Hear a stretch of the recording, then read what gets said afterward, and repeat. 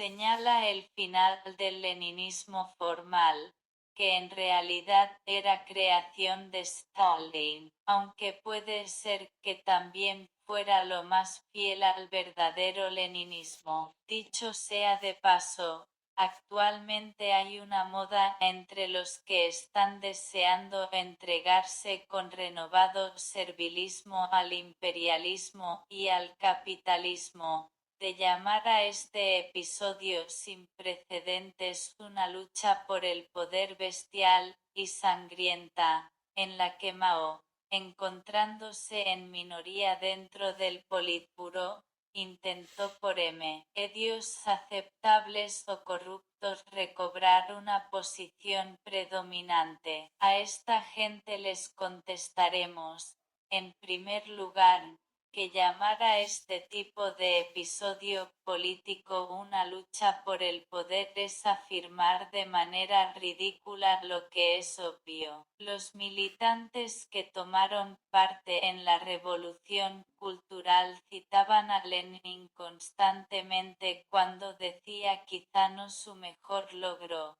aunque eso sea otra cuestión, que en el fondo el único problema es el problema del poder. La amenazada posición de Mao estaba explícitamente en juego, y el propio Mao lo había reconocido así. Los descubrimientos de nuestros sinólogos eran simplemente temas inmanentes y explícitos en la cuasi guerra civil que tuvo lugar en China entre 1965 y 1976, una guerra en la que la verdadera secuencia revolucionaria marcada por el surgimiento de una nueva forma de pensamiento político fue solamente el segmento inicial entre 1965 y 1968. Por otra parte, desde cuando nuestros filósofos de la política han considerado un hecho terrible que un líder político amenazado trate de recobrar su influencia? ¿No es eso lo que, día tras día, explican como la exquisita esencia democrática de la política parlamentaria? Podríamos añadir que el significado y la importancia de una lucha por el poder se juzga por lo que está en juego, especialmente cuando los medios de esa lucha son los clásicos medios revolucionarios. Recordando que Mao decía que la revolución no es una cena de gala, implicaba una movilización sin precedentes de millones de jóvenes y obreros, una libertad de expresión y de movimiento nunca vista, gigantescas manifestaciones, reuniones políticas en los centros de trabajo o de estudio, discusiones simplistas y brutales, denuncias públicas y una frecuente y anárquica utilización de la violencia, incluyendo la violencia armada. ¿Y quién puede decir hoy que Deng Xiaoping, a quien los activistas de la revolución cultural llamaban el segundo de los altos dirigentes que a pesar de ser miembros del partido siguen la senda capitalista, no siguió una línea de desarrollo y construcción social completamente opuesta a la de Mao, que era colectivista e innovadora? No quedó claro que, tras de la muerte de Mao, cuando alcanzó el poder mediante un golpe en la dirección del partido, se dedicó a impulsar en China, durante la década de los años 80 y hasta su muerte, una forma de neocapitalismo del tipo más salvaje, completamente corrupto y totalmente ilegítimo, pues sin embargo preservaba la tiranía del partido. Realmente se estaba produciendo lo que los chinos en su conciso lenguaje llamaban una lucha entre dos clases, dos caminos y dos líneas, que se manifestaba en cada cuestión, y especialmente en las más importantes, la relación entre ciudad y campo, entre trabajo intelectual y manual, entre partido y asas, etc. Pero, ¿qué decir de la violencia, que a menudo fue extrema? ¿Qué decir de los cientos o miles de personas que murieron?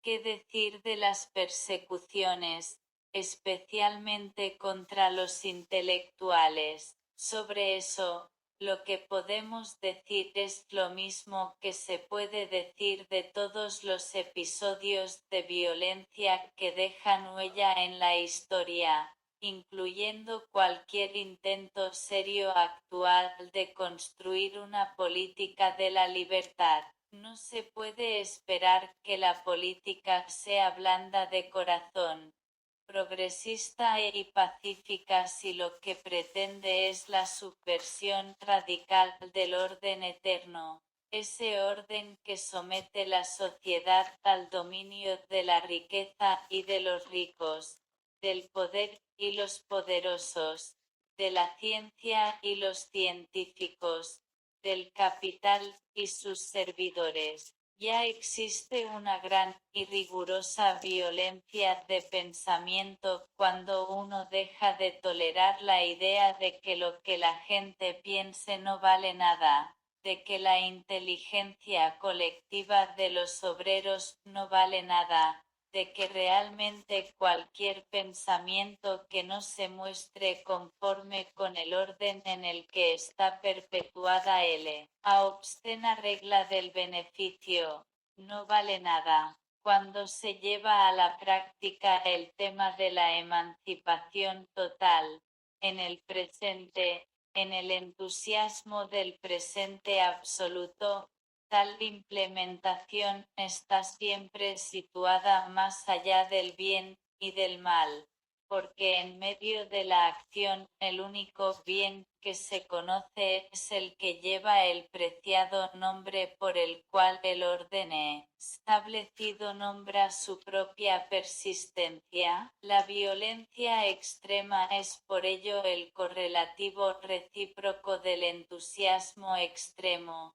ya que lo que realmente está en juego es, hablando como Nietzsche, la transvaloración de todos los valores, la pasión leninista por lo real, que también es una pasión por el pensamiento, no conoce ninguna moral. La moral, como Nietzsche sabía, solo tiene el estatus de una genealogía. Consecuentemente, para un leninista el umbral de tolerancia es extremadamente alto en relación a lo que, en nuestro pacífico y viejo mundo actual, es para nosotros lo peor. A esto se debe claramente el que alguna gente hable hoy día de la barbarie del siglo.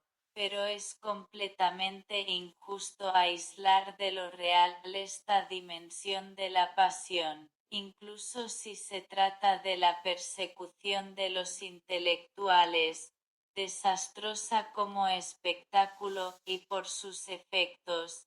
Es importante recordar que lo que la hace posible es el hecho de que no son los privilegios del conocimiento los que dictan el acceso político a lo real. Tal fue el caso de la Revolución Francesa, cuando Fouquier-Tinville condenó a muerte a Lavoisier, el fundador de la química moderna, diciendo la República no necesita eruditos.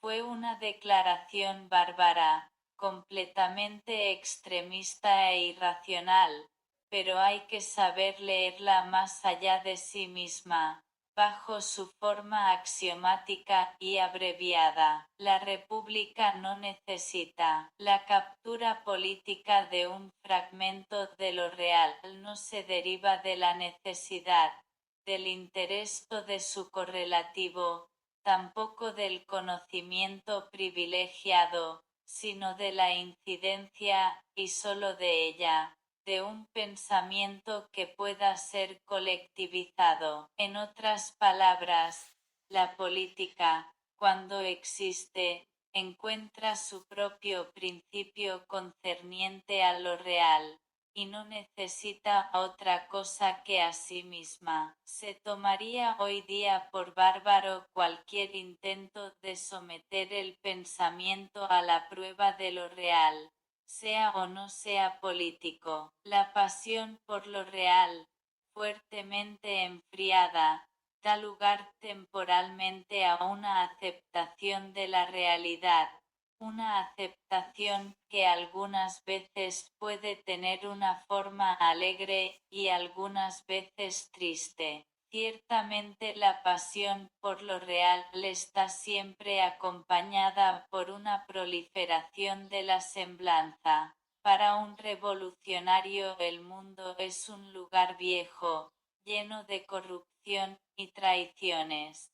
Constantemente hay que estar volviendo a empezar de nuevo con la purificación, con revelar lo real bajo sus velos. Hay que subrayar que purificar lo real significa extraerlo de la realidad que lo envuelve y lo oscurece. De ahí la violenta predilección por la superficie y por la transparencia. El siglo intenta reaccionar contra la profundidad.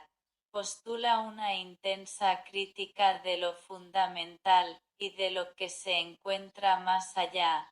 Promueve lo inmediato y la superficie sensitiva. Propone, siguiendo a Nietzsche, librarse de los mundos detrás del mundo, y establecer que lo real es idéntico a la apariencia. El pensamiento, precisamente porque lo que le anima no es la idea sino lo real, tiene que entender la apariencia como apariencia.